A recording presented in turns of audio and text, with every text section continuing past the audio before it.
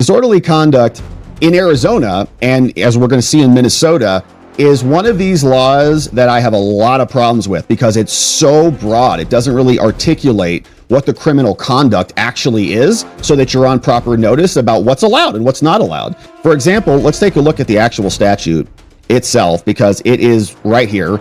And part of this is interesting. This is over from revisor.mn.gov. Here's 60972. She's getting charged under subsection 1.3, which is right here. So it says, whoever does any of the following in a public or private place, including on a school bus, knowing or having reasonable grounds to know that it will or will tend to alarm, anger, or disturb others, or provoke an assault or breach of the peace, is guilty of disorderly conduct, which is a misdemeanor. Okay, very broad. Alarm.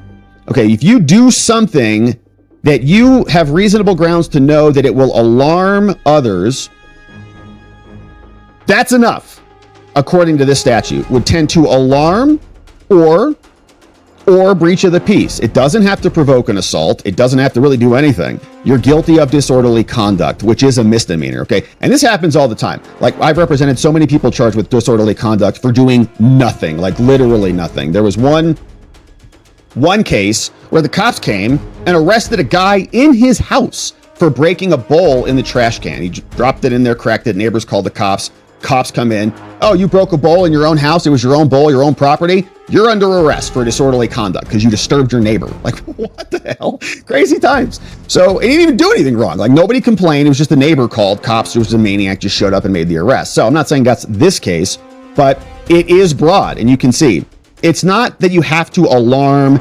and provoke an assault.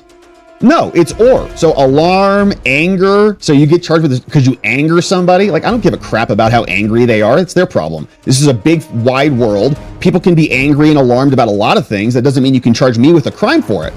But here you see under subsection 3, engages. Okay, so there's various subsections. 1, engages in brawling or fighting. Right now, you're actually fighting. Right, that's actually disorderliness in your actions, not your words, right? There's physical action happening. Number 2, which is deemed unconstitutional, okay? If you disturb an assembly or a meeting, not unlawful in its character, okay? So if you're just like outside loudly screaming at your committee members, they say that's disorderly conduct. But guess what? That's unconstitutional right here.